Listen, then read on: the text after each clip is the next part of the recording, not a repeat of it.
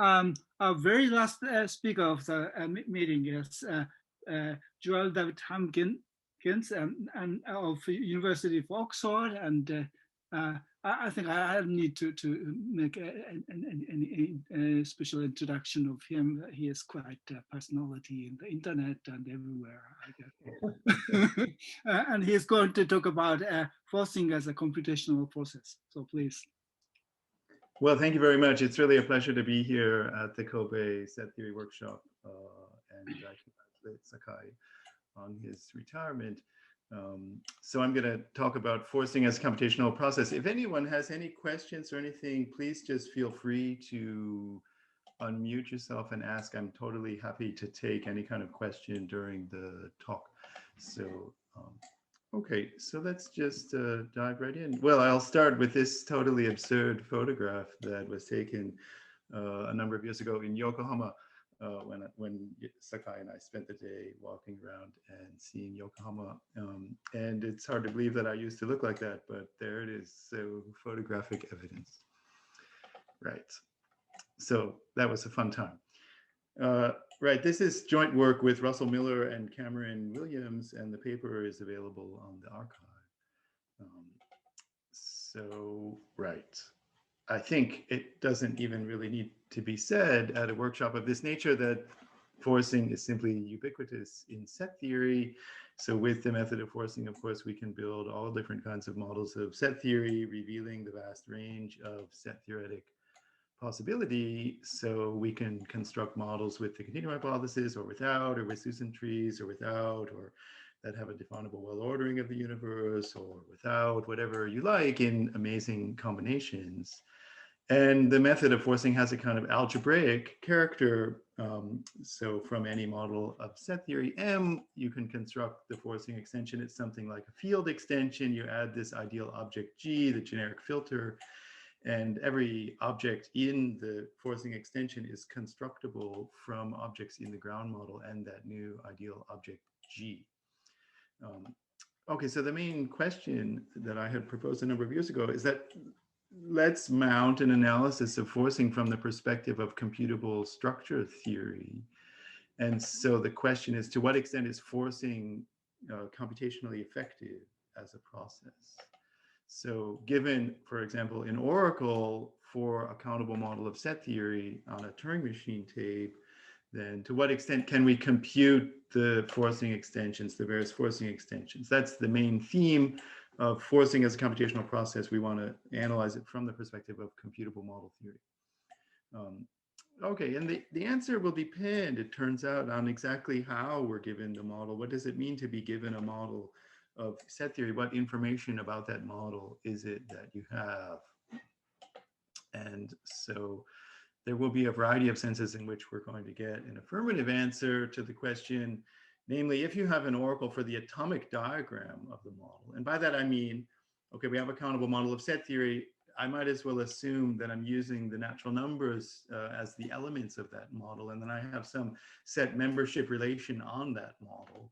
And so that's a binary relation on the natural numbers, and I can code that atomic relation on the Oracle tape, so I can tell all instances of membership whether X is an element of Y or whether it's not. That's the atomic diagram of the model.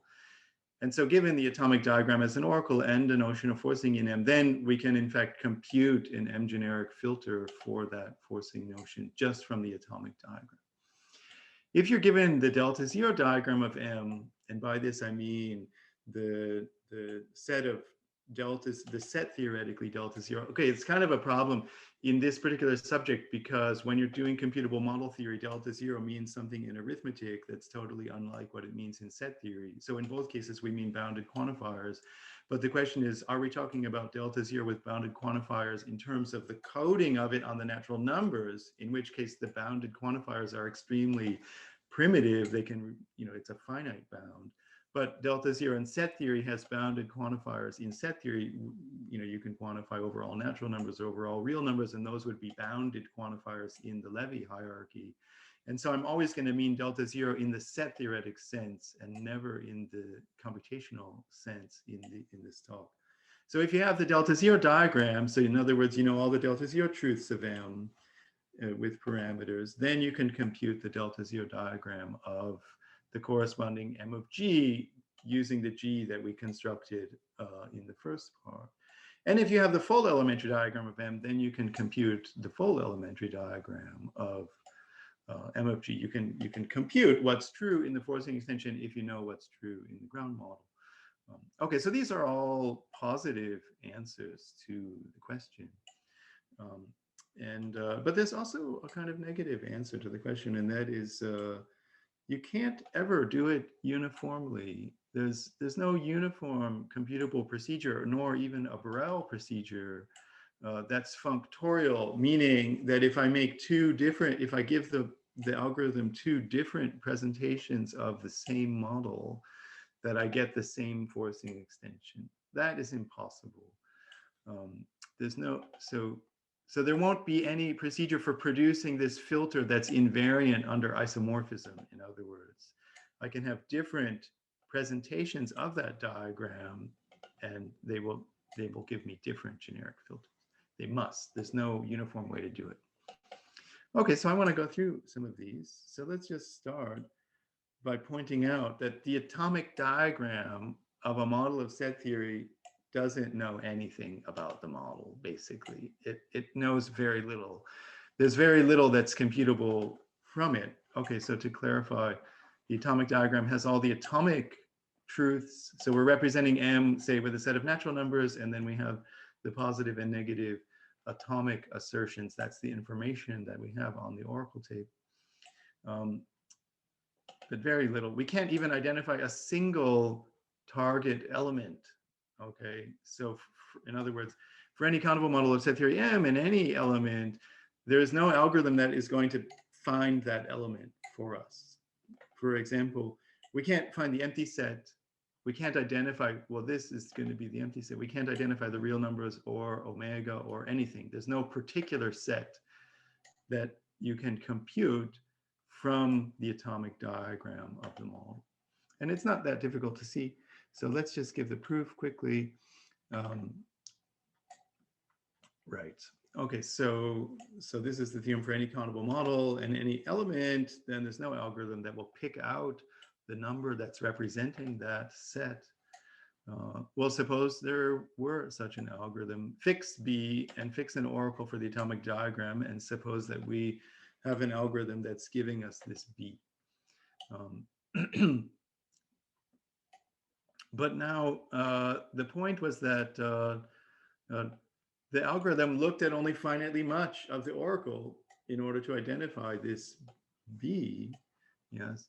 And but of course we can find the finitely, if you know finitely many membership and non-membership relations with B, then that just doesn't determine B inside M. There's lots of sets that have that finite pattern, and then maybe they go on to have totally different patterns. So even the empty set, what you do is you have a B, which is an element of finitely many sets, and nothing is an element of it. But there's a lot of sets like that don't have 7 elements and are elements of 16 other sets. So we can always find some alternative presentation of M agreeing with the information that the algorithm had inspected so far. So we'll make an alternative presentation of M in which that thing that the algorithm told us was representing B is no longer representing B, but is representing some other set. And that will violate the uniformity. So the claim, right, was that there's no algorithm that uniformly picks out B given any presentation of M. And so we made an alternative presentation of M. But it was still giving us B because the alternative presentation agreed with the original presentation long enough so that the algorithm converged on an answer. But now that answer is wrong for M prime.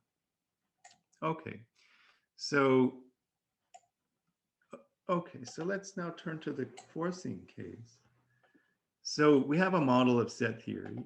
Of course, what is a forcing notion? It's a partial order that's an element of the model, and conditions just are elements of that partial order. And I'm using that stronger conditions are lower in the order.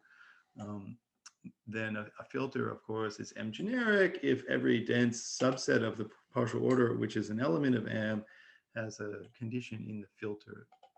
Okay. So, okay, and then we build the forcing extension using the P names. and this new filter. I hope this is all familiar. Okay, so how do you build a generic filter? Well, of course, this is quite a common thing. If you have a countable model, then you just enumerate the dense sets and you build a descending sequence of conditions.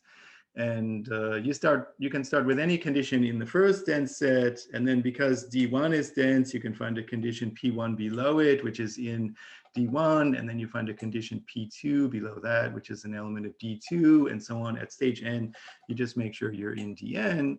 And then that's possible, of course, because each of these was dense. And so any condition has something below it. And so we have this descending sequence that's getting into all the dense sets, and the filter generated by the upset of that sequence is a filter, and it's going to be M generic precisely because we made sure that it met all the dense sets. Okay, so that's all very easy and familiar. And now the question is, can we do it computably? That's really the question. To what extent is this a computable process if we have some information about M? Can we design a computer program that is going to do this process? And the answer is yes. If you have the delta zero diagram of the model M, then you can do it basically straight as is. Okay, so if you have a delta zero diagram, and again, this is in the Levy hierarchy. Okay, so the oracle in effect lists M. Yeah, we know what the elements of M are. That's listed by the oracle tape. And to be dense in P is a delta zero property about the dense set D and the set P. And so the oracle can tell us whether this number is representing a dense set or not. And so the oracle listing of the set M gives us the enumeration of the dense sets D sub 0, D sub 1, D sub 2, and so on. And then we can just ask, oh, I see. We don't even need to know. I'm sorry, I'm not paying attention to my slides. We don't even need to ask about density. We can just ask, well, look, it's a delta zero question about zero, whether or not there's something below it in the partial order, whether there's an element of this set that's represented by zero that's in the partial order. And so we can just, we can ask the delta zero oracle whether there is such a P0 to be found. And if it says yes, then we can go and find it. Okay, and then at stage n, we have some condition, and we want to ask, is there a condition below the previous one that's an element of the next set? And those are all delta zero questions to ask. So we can, in that way, make sure that we're inside all the dense sets. In fact, not just the dense sets, because the answer to the questions for dense sets will always be yes. But even if we have a set that isn't dense, it might be that it's dense below the condition that we have, or that it just contains at least one condition below what we had. And so even when the set isn't dense, we're still going to meet that set according to this construction. Okay. So therefore, we can compute this filter G from the delta zero diagram of M. But actually, we don't need the delta zero diagram. If we are a little bit more careful, we can do it just with the atomic diagram, which is a little bit surprising because we already said that the atomic diagram of a model of set theory doesn't know anything. You can't even compute which number it is that's representing the empty set from the atomic diagram. But meanwhile, you can compute an M-generic filter for P from the atomic diagram. So let me explain how that goes. Okay, so we fix an oracle for the atomic diagram. So what I mean by that is, think of M as represented by the natural numbers, and then this is just some binary relation on the natural numbers, and that binary relation is on the oracle tape of the Turing machine. And fix P, which is represented by some number, maybe it's represented by the number 17 with respect to that relation on the tape. Now, therefore, we can decide from the atomic diagram, we can decide whether something is a condition, because that's just the atomic question of whether P is an element of 17, which is part of the information that the atomic diagram encodes. Okay, and now let's fix the order of the partial order is a set. And so it's represented by an element of M. And so let's fix that representative that's that's telling us. So the elements of less or equal then are the things that are ordered pairs.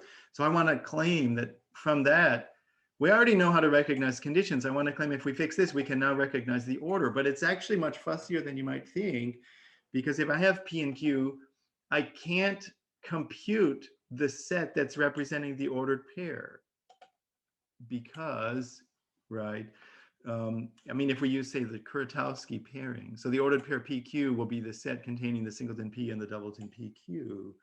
Remember, from the atomic diagram, you can't compute anything. And so we can't, it's not like it's a general fact that given X and Y, you can compute the set that represents the pair X comma Y, because that would enable you to recognize from finitely much information about the atomic diagram, whether it's the set of ordered pairs. But if we fix this set, which is the set of ordered pairs P comma Q, where P is indeed less or equal Q in the partial order, then I can compute it relative to this parameter, because given P and Q, I look for an element of this set that has an element, that has two elements, such that the first one has P as an element and the second one has both P and Q as an element. And then I'll know that that set that I found is representing the Kuratowski ordered pair of P comma Q, and therefore I'll know that P is indeed less or equal Q. So what this shows is that we can, oh, I'm sorry, I went ahead a little bit. We can recognize positive instances of P less or equal Q using that algorithm. But it was quite fussy because, in fact, it depended on the Kuratowski pairing function. If we use some other pairing function like the Morse pairing function or some other standard pairing function, it wouldn't work, actually. It really used the Kuratowski pairing, which is kind of odd, and it's a signal that there's something funny about this argument, that it's depending so much on that kind of issue.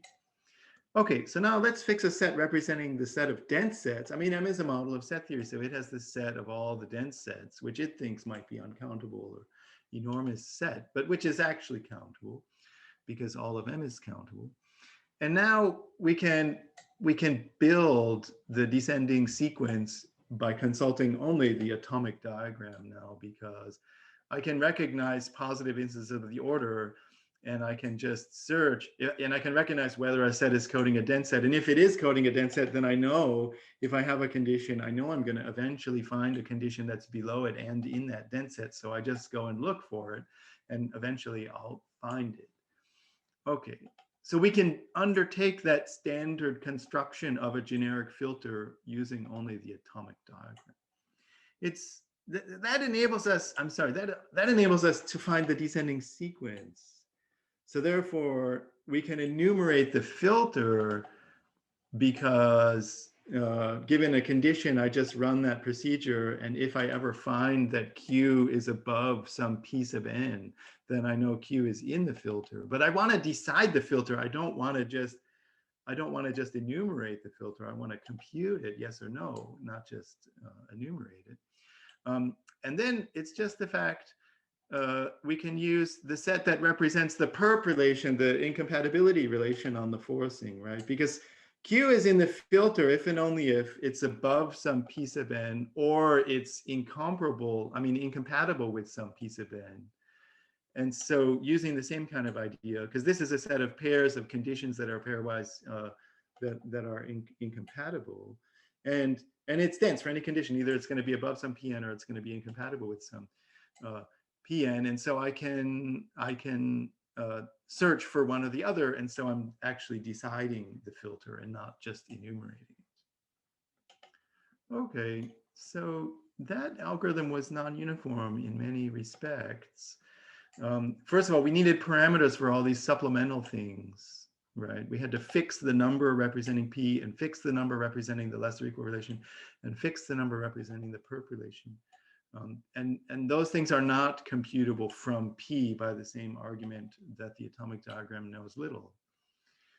Also, the particular filter that we get obviously depends on the presentation, because the presentation is what determined the order of the dense sets in the enumeration. And if we had enumerated the dense sets in a different order, obviously we would get different conditions, possibly a totally different filter showing up. I mean, depending on the forcing notion. And so the particular G will depend on the way it is that M was coded and represented by that oracle. And also weirdly, the pairing function mattered. We can prove it's just not true if you use Morse pairing function or any of the other standard pairing functions that are different from the Kuratowski. Okay, in the last section here, I'm going to consider whether there really is a truly uniform construction. And I already mentioned that, in fact, there is no such uniform construction. Okay, so let's now just continue with, that's computing the filter, but I really want to provide an oracle for the forcing extension, the model, M of G itself.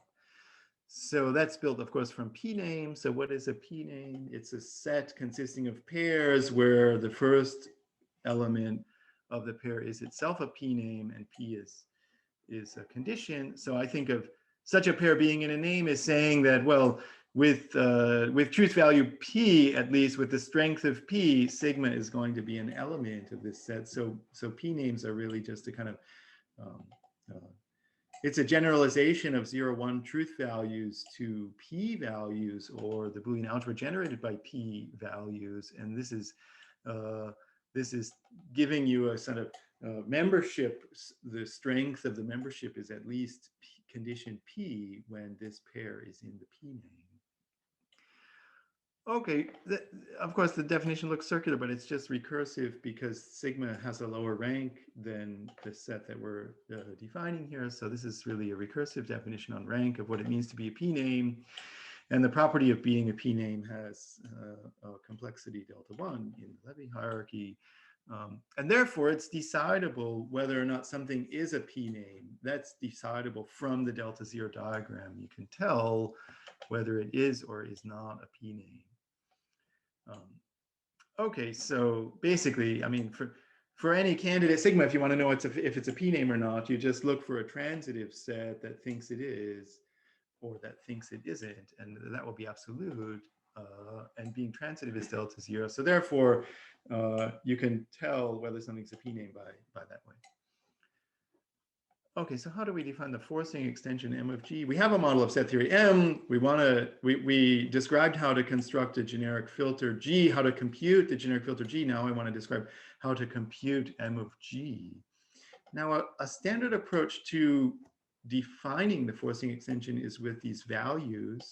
The value of a name under a filter is just the set of values of the names tau, such that there is a condition in the generic filter for which that pair is in sigma. So we take the values of all the winning names, tau comma p was a winner in sigma if p was in G, and so we take the values of all the winners.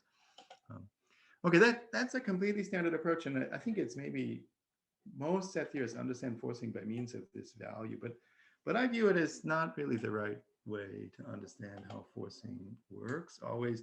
So that forcing extension would consist of all those value sets. And the reason why this isn't the right way to think about what the forcing extension is that it doesn't work with all models of set theory. So you can't do this process, for example, with an ill-founded model. This recursion, this is a recursive definition. The value recursion is taking place outside of M. And so it's not sensible if M is not well-founded. You can't define the values if M is not well-founded. And that's the main problem. We still want to do forcing over any model of set theory, including ill-founded models. We want it to be sensible to talk about the forcing extension of an ill-founded model. And if you want to do that, you cannot use this value recursion because it's not a well-founded recursion. In the place where you want to undertake it. Of course, if you already had the forcing extension M of G, then the value recursion is something that makes sense inside M of G because it is well-founded inside M of G, but you can't use the value recursion in order to define what M of G is. Okay, so, right, because we want an understanding of forcing over any model of set theory, there's a different way to do it. And that is to use something that's closer to the Boolean ultrapower approach. Okay, so we have these forcing relations. So P forces that sigma equal tau, or that sigma is an element of tau. These are the atomic forcing relations. And then for any ultrafilter G, you can define an equivalence relation, namely two names are G equivalent if there's some condition forcing they're equal. And you can define this relation sigma element tau with respect to G if there's some condition forcing that it's an element. And then you can prove that this equivalence relation is in fact a congruence with respect to this membership relation. And none of this requires genericity. You don't need any genericity at all to do this. In fact, G can be an element of M, and this totally is fine. There's nothing wrong with it. You don't need any genericity in order to define this. And then you just define the forcing extension M of G as the quotient structure. You take all the P names and you mod out by this equivalence relation. And because it's a congruence, the membership relation is well defined with respect to those equivalence classes. And that is what M of G is. So M of G means the quotient of the class of P names by the equivalence relation. And so, and then you can just prove the Walsh theorem in that case, that something is going to be true in M of G just in case there's a condition in the ultrafilter that forces that it's true. And that's proved almost exactly like the Walsh theorem for ordinary ultrapower. So that's the Boolean ultrapower. And then it's a fact that if G is generic, then the ground model of that quotient structure is isomorphic to M. And furthermore, in that case, inside M of G, it thinks every name is the value of the check of that name. So in other words, inside the forcing extension that you construct by this means, it can see that the value construction is doing what it thought it should be doing. Okay, so the main point is that we should think of M of G as this quotient by these names. So every element of M of G is an equivalence class of these names by this equivalence relation. Okay, so now how can we present M of G that way? We have an oracle for M for the delta zero diagram. So given an oracle for M and a forcing notion, then, okay, we already know we can compute an M generic filter G. And now I want to present the elementary diagram of the corresponding forcing extension. And furthermore, I'm going to present that delta zero diagram in the forcing language. So I'm going to have not only the membership relation, but also predicate for the ground model and constants for every name. Okay, so I'm going to compute the delta zero diagram in this forcing extension. Let's see, I think I get the proof. Okay, so we have the atomic forcing relations. These have complexity delta 1. To know, because it's a recursion on names basically. So for set forcing, these relations have complexity delta 1.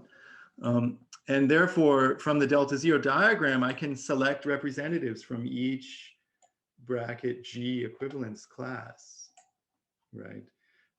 So from the delta zero diagram of M, I can, and any P name, I can find the least member of that equivalence class. And I can use those representatives then to build a presentation of M of G. So let's see.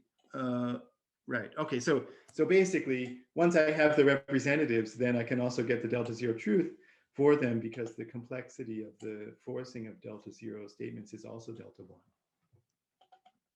Okay. So for any formula phi, so if I have the full, I guess that's what I'm going to explain here. So I know that M of G satisfies a formula at some equivalence classes of names if and only if there's some condition forcing that formula. This is basic fact about forcing. And the complexity of the forcing relation is sigma n if phi is sigma n, as long as n is at least 1. And so therefore, from that, it follows that if I have an oracle for the full diagram of the model, the full elementary diagram of the model, then we can compute, first of all, we can compute the M generic filter. And secondly, we can provide a computable presentation by selecting representatives and provide the full diagram of M of G just by consulting the forcing relation. Okay, and it's all level by level here. So if you want the sigma n elementary diagram, if you have the sigma n elementary diagram of M, then you can decide the sigma n elementary diagram of the forcing extension. Okay, good. So let me now turn to computability aspects of the generic multiverse of a model of set theory. So the generic multiverse of model of set theory M is the smallest collection of models that's closed under forcing extensions and grounds. So you start with a model M and you look at all of its forcing extensions and all of their grounds and their forcing extensions and their grounds. So there's this zigzag pattern. You go close under forcing extensions and grounds. So W is a ground of M, right? That just means that M is obtained by forcing over W with some W generic filter over some forcing notion in W. Then there's the ground model definability theorem. It turns out quite miraculously that every ground model is definable in its forcing extensions. And the definition is using the approximation cover properties. So then from that definability, you can prove that actually it's uniform. So the ground model enumeration theorem says that we have a uniform definition of transitive classes W sub R, such that each of them is a ground model of V, and every ground model of V is one of them. And the complexity of the definition is pi2. So we have sort of uniform presentation of all of the grounds of V. And this theorem really is the beginning of set theoretic geology. We can, it might have seemed at first that sort of quantifying over the ground models of the universe looks like a second order quantifier, because you're saying there is a transitive class W such that it is a ground, but it's actually a first order quantifier because of the ground model enumeration theorem. You're really just saying, is there a little r such that WR has a certain property or not? That's a first order quantifier. So the ground model enumeration theorem reduces questions about the existence of grounds and so on, which are these proper class objects, to first order quantifiers about the parameters in the uniform enumeration of those classes. Okay, so right.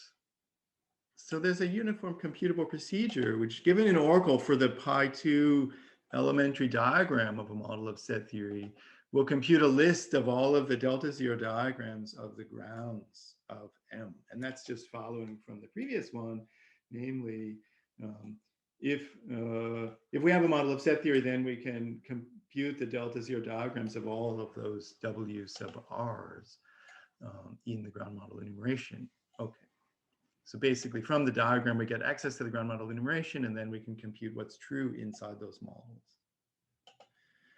But therefore, oh, let's see, right, I'm sorry.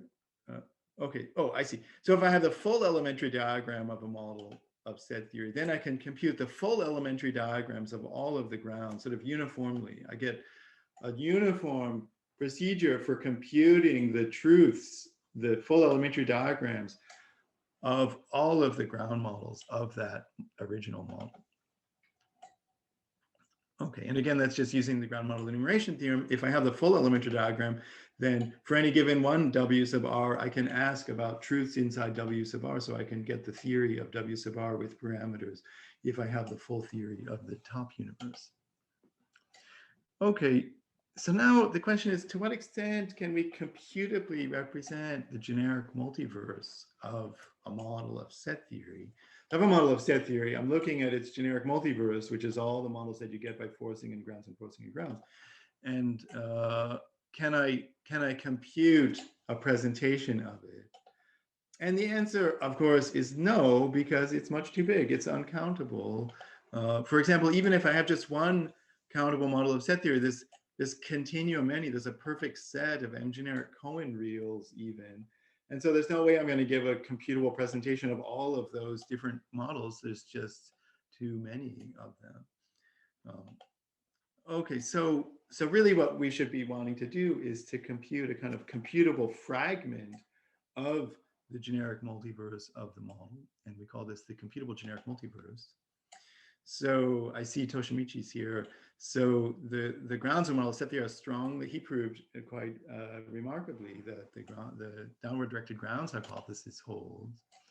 And it's a corollary of that every model in the generic multiverse. So we had hypothesized that this might be true, and we had proved from that hypothesis. So I'm very grateful to Toshimichi for proving that it's true. It's I think really a really nice theorem. Okay, it follows that every model in the generic multiverse is a forcing extension of a ground of M. So in other words, you don't really need the zigzag. You just need to go 2 steps down and then up, and that will be closed under forcing extensions and grounds. So every model in the generic multiverse is a forcing extension of a ground of M that's already closed because of. Sorry. Sure. So what does strongly downward directed mean? Right, a downward directed is just what you expect, namely that for any 2, there's a deeper ground. So if I have 2 ground models of the universe V, then the question is there a ground inside them, a common ground?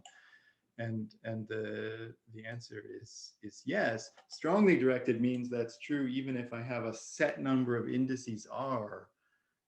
It's at an infinitary downward directed set sized collections, you can get down up below them. Okay. It only makes sense to stay that if you already know the ground model enumeration theorem. I mean, because otherwise you talk about a set number of grounds, right? This is talking about having a set of indices little r, then you can find a ground that's underneath all of those W sub r's in that set. Okay. You don't need the strongly directed for this part, though. Let's see. I think you just need the weak. Okay, so you go down and then up. Okay, so therefore that tells us we already explained how to compute a uniform presentation of all the grounds of M. And each of those grounds maybe has a whole bunch of different posets in it that can be used as forcing notions. And therefore we could compute a uniform presentation of forcing extensions of any ground. So for any ground in any forcing notion in that ground, we can compute a corresponding forcing extension, and we can do that uniformly for any choice of ground in any poset in that ground model. And we can do that from the full elementary diagram of the model of set theory. So that's a kind of computable fragment. It's a proxy for the generic multiverse, but it's computable from the original model. Okay, so we uniformly compute all the grounds, then and for any ground in any partial order and at any condition, then we can compute a generic filter, a WR generic filter. In fact, we can make all these filters actually M generic as well. Why not? And we'll get elementary diagrams of the corresponding forcing extension. Okay, so that's a kind of proxy for the generic multiverse, a computable proxy. So, but meanwhile, we're missing huge fragments of the actual generic multiverse of the model. It's not dense in the sense, well, in the following sense. So for any countable model M, we can find some forcing extension that has no outer model at all, that has its delta zero diagram computable even from the full elementary diagram of M. And that theorem borrows techniques from the non-amalgamation and pointwise definability results. So we can fix a kind of catastrophic real Z, and we can code it into G in such a way that any presentation of such a model will compute Z. Okay, so let me not get into that. It's in the paper though, actually, so we can, to what extent is the non-amalgamation phenomenon computable? Oh, I'm talking about that here. Okay, so given a model of set theory, we can compute distinct M generic Cohen reals C and D. So M of C and M of D are each forcing extensions of M. They're each Cohen reals, but there's no common extension. So this is now going upward, right? So C and D are non-amalgamable in the sense that you cannot find any common extension of those two models with the same ordinals. And the reason is that C and D jointly code a catastrophic real that's going to collapse everything in M or something like that. So those constructions are effective in the sense that if you have an oracle for M, you can find such reals C and D in a computable way. And we can make very large assemblages of these. So that's just the basic diagram of a V with nothing on top. But I have a paper with 6 authors or something, where we can make more complicated assemblages that have specified amalgamation or non-amalgamation as you like. And all of those things are computably effective. Okay, let me briefly touch on class forcing. So to what extent can we compute generics for class forcing? Most of the arguments go through as you would expect. So given an oracle for the full elementary diagram of a countable model of set theory and given a definable pre-tamed class forcing notion, that's just equivalent to saying that the atomic formulas have definable forcing relations.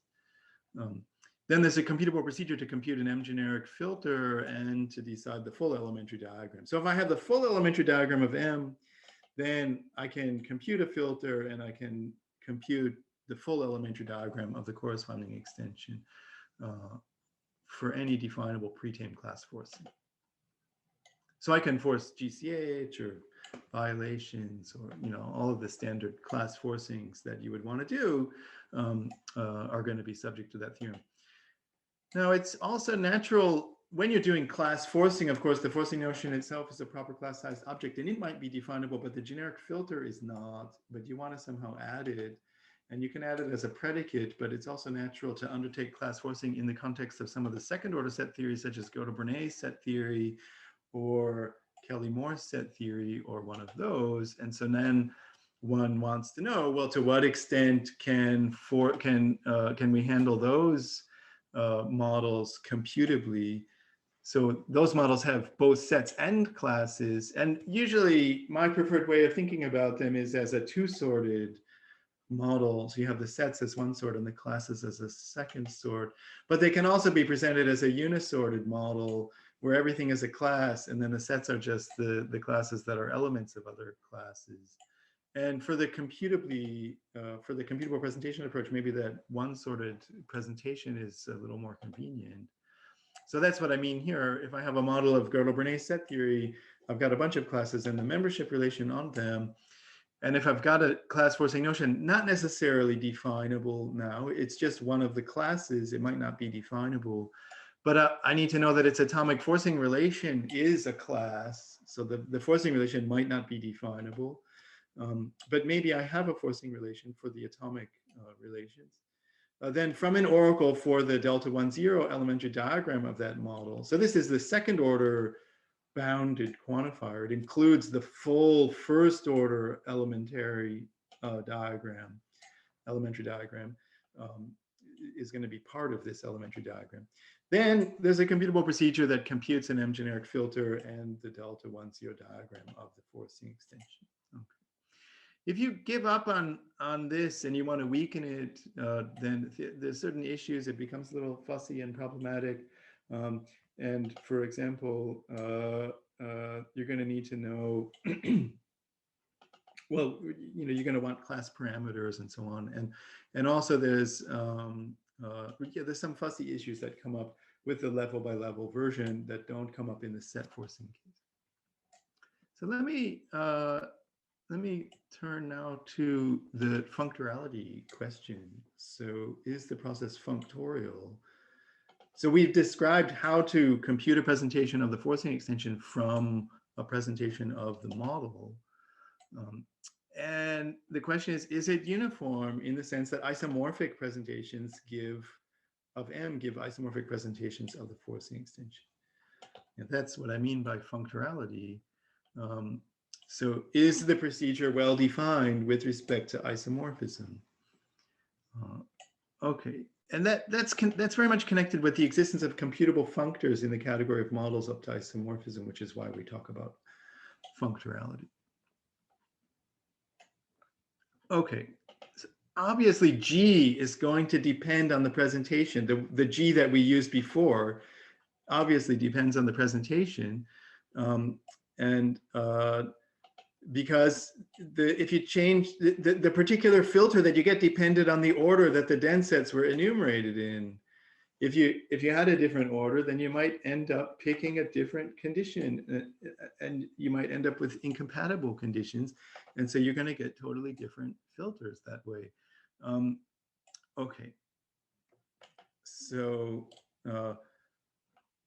okay. So, but that doesn't mean that there isn't a better way to do it. The question is there a uniform way? The way that we describe, the standard way of defining filters, depends on how you enumerate the dense sets. And so that way isn't functorial, but maybe there's some other functorial method. Yeah. So the answer is no, it's inherently non-functorial. Okay, that's what I want to prove. So there's no computable procedure that takes the elementary diagram of some model of set theory and a partial order and produces a generic filter G such that isomorphic copies of the input always give isomorphic G. Okay, there's no computable procedure to do that. So let me give the proof. Right. Okay, so in other words, it's definitely non-functorial. Okay, so let's give the proof. So suppose, towards contradiction, that we had a computable procedure phi, and it takes the diagram of M and the membership relation of M and the forcing relation, the number that's representing P, with respect to that presentation, and gives us a G. So let's assume that isomorphic presentations get isomorphic Gs. Okay. Now, let's see. Oh, in this theorem, am I using which? I guess we're talking about the full elementary diagram. Okay, so right. Okay, so take a model of ZFC that has a fully correct cardinal in it. So M kappa, that's the V kappa of M, is fully elementary. It's easy to see that this situation is equiconsistent with ZFC. So if there are any models of ZFC at all, then there are models like this, and that's just by a simple compactness argument. So I mean to assert this as a scheme, right? I'm not asserting it as a single statement. It might look like, maybe this looks like a large cardinal axiom because it looks like it should imply con ZFC, because if M kappa is elementary in M, then M kappa will also be a model of ZFC. And so you might erroneously think that M has to think con ZFC in order for this to happen, but that's not right. And the reason it's not right is that we only assert this as a scheme. So what's true is that any given axiom of ZFC will be true in M kappa, but M won't be able to see that M kappa satisfies all the ZFC axioms because maybe it's omega non-standard. And so there might be others. So it's a simple compactness argument to show using reflection that you can make this situation. So I want a fully correct kappa. M kappa is fully elementary in M. Okay. So now take any non-trivial forcing notion in M kappa, and now run the computation inside M using the diagram of M kappa. M kappa has what it thinks is the elementary diagram of M kappa, because M kappa is a set inside M. And so M can form the diagram of M kappa. So and then we're going to run the computational process using what M thinks is the diagram of M kappa. And now any finite fragment of the diagram of M kappa is part of a presentation of the diagram of M. If I have only finitely much information about the diagram of M kappa, then precisely because M kappa is elementary in M, that information is also a finite part of the diagram of M. And so I can continue it to a full diagram of M. So whatever M sees happening in that computation about M kappa would have to be also what we would get if we used a presentation of M. And so in particular, the particular conditions that get added to G by that process all have to agree with one another. And furthermore, they have to agree with what we would get from M. But that would mean that M could compute G. And so G would be an element of M, and that's a contradiction. If it's a non-trivial forcing notion, then the generic filter can't exist inside M. Okay, so that's a proof that it's impossible to have a fully uniform process for computing the generic filters. In that model, we had to pick the M. Yeah, the theorem was that there's no process that works for all models. Yeah, but now I want to prove a theorem on the other side, namely, for some models M, we can compute G functorially from any presentation.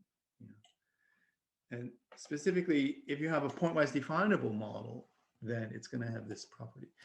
When M cap is elementary in M, then M is definitely not pointwise definable. Pointwise definable means that every object is definable without parameters. So M kappa being elementary in M is precisely violating pointwise definability because all the definable elements would have to be inside that smaller model. And in particular, none of the ones above kappa would be definable in M. But if M is pointwise definable, so every element is definable, then we can use that. We can use that definability to provide a canonical representation and then construct the G from that canonical representation. So there's a computable functor phi, which takes as input the elementary diagram of any pointwise definable model and a forcing notion, and returns an M generic filter and the elementary diagram of the forcing extension. So that if I have two different isomorphic presentations of M, then the computable process is going to give me the same extension, isomorphic. Okay, I mean, this isomorphism will extend the isomorphism of the original model. Okay, and the point is that for a pointwise definable model, I get a canonical presentation because the pointwise definable model, every object is definable. And so actually the theory of the model, the light phase theory of the model determines the model already. And so if I have the elementary diagram, then I have that theory. And so from the theory, well, I already have I can put the sentences in a canonical order. And so I can produce a canonical presentation of any pointwise definable model using its full elementary diagram. It wouldn't work if I only had the sigma n diagram or the delta zero diagram or something like that. It wouldn't work at all because we can never have pointwise definable models where all the sets are definable with such low complexity. Okay, so that non-functorality result extends to the Borel context, namely, if ZF is consistent, then there's no Borel mapping that takes a model of set theory and a membership relation on it and a forcing notion and gives you an M generic filter G in a way that's well defined with respect to isomorphism.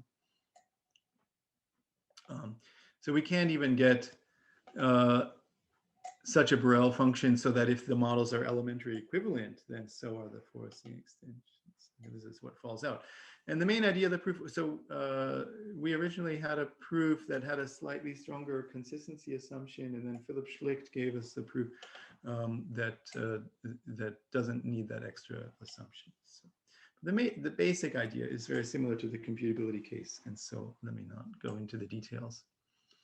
So meanwhile, though, if you go to the projective level and not just the Borel level, then there will be consistently a functorial process.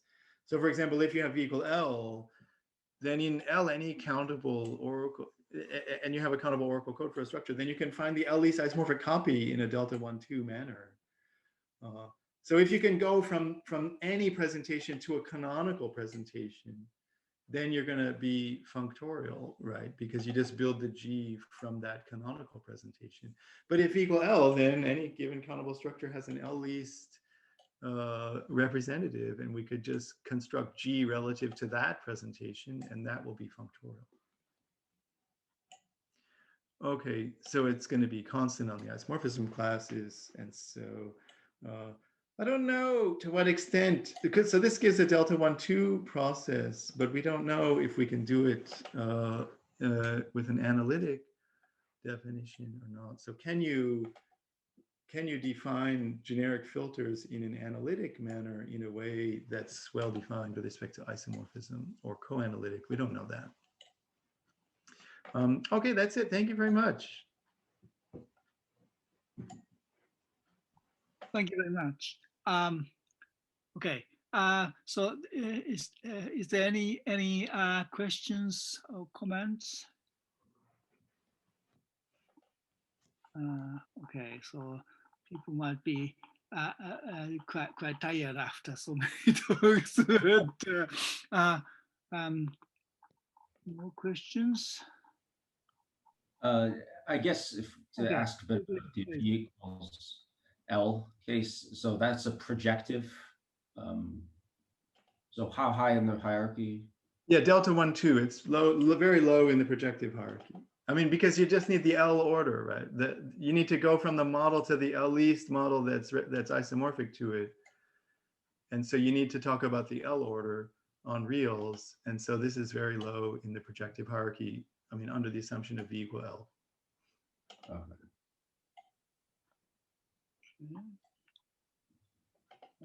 Perhaps I have a couple of questions. Sure. The first one is, can you develop a kind of theory? You used Turing machine to round off the things, but Right. what happens if you use a transfinite Turing machine? Oh, I see. Oh, that's a great idea. So you want to, right. Well, that, oh, I see. Okay. So, okay, well, of course, we already can compute G and M of G and so on just in You can do yeah. much more in multiple and things like Right. that. So the question would be whether with infinite time Turing machines you can do so in a functorial way. I think that would be a very natural question. Let's see. Well, let's see. Yeah, I don't know. Yeah, I want to think about that. Let's see. Is it? I mean, the vehicle L. It's related to this question at the end, right? Because if there's an analytic way to do it, then the answer will be yes. But if there's not, if you really have to go to delta 1, 2, that's out of reach of the ITTMs, right? It's a little bit too hard. And so maybe one could prove, also maybe one could answer the question at the end by showing that even with ITTMs, it's not functorial. Possibly, I don't know, I'm just speculating here. That's a very interesting question. I want to think about that. Okay, yeah, good. Another perhaps possibly a little bit more unfriendly question. So what is the significance of this project? It's quite attractive as a pure question, but what can you say out of all this stuff? Oh, I see. Well, let's see. To computer theorist community or community or whatever.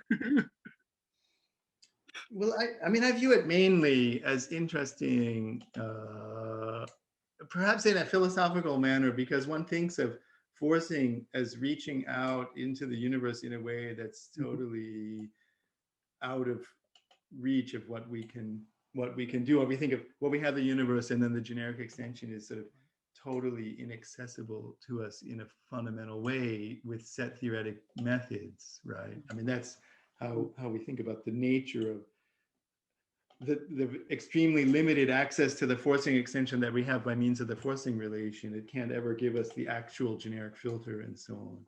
And this way of thinking, this computable way of thinking is a little bit pushing against that, right? Isn't it? Because it's saying, well, actually, it's just completely computable. If to the extent that you have the whole model M, then in fact you can. If you start from a countable model, then you can just enumerate the elements. So this always entails everything computable. So not sense.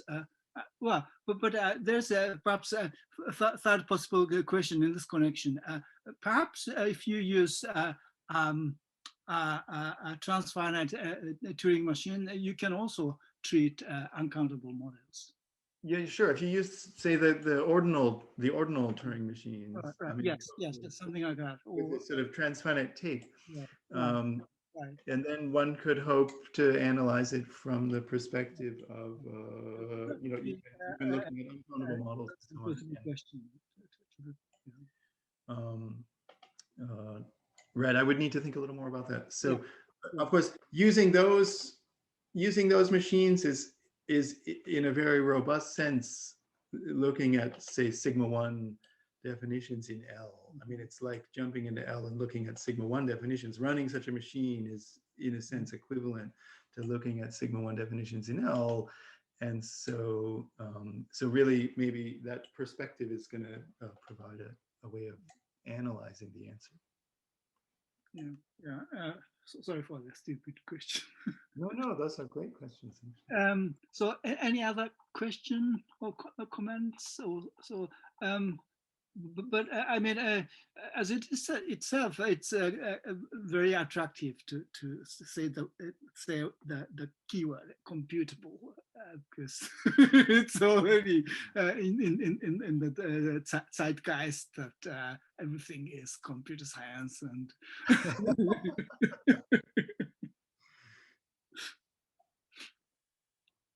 Yeah. Okay. Oh, there is one person. Who is that? Somebody raised the hand. Oh, okay, Philip.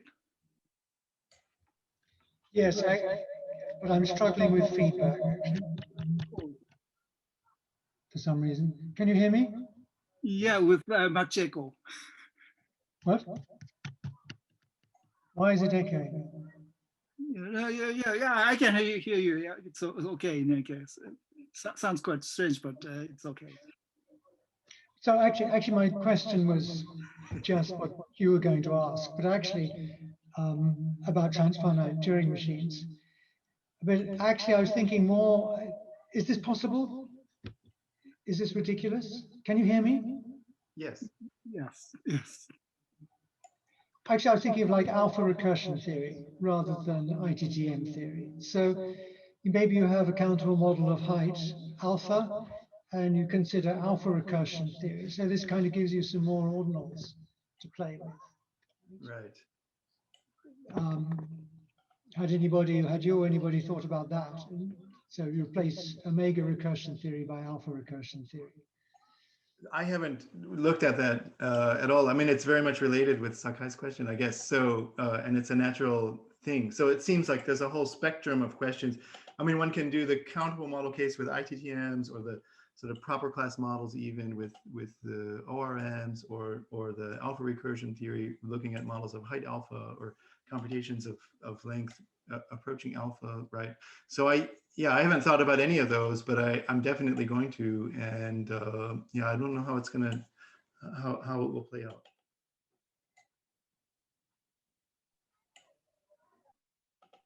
Thanks.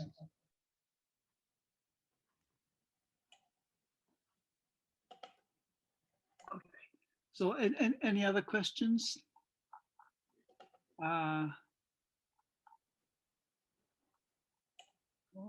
If not, then let's thank the speaker again. Thank you very much for a wonderful talk. Thank you very much.